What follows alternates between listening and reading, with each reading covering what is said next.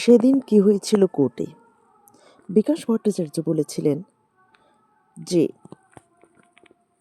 প্যানেলের মেয়াদ শেষ হয়েছে 19শে ডিসেম্বর 2019, তারপরেও নিয়োগ কী করে সম্ভব? এরপর তিনি বলেছিলেন ইনস্টিটিউশনাল করাপশন সম্পর্কে। হঠাৎই সেই বিষয়টি বাদ দিয়ে তিনি চলে যান প্যারা 2901-এ।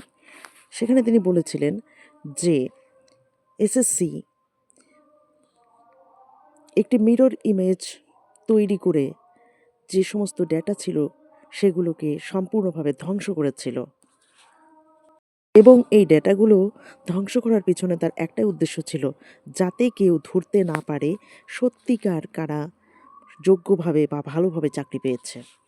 তিনি বললেন, this violations were done only to make sure that nobody can identify how many people were appointed illegally.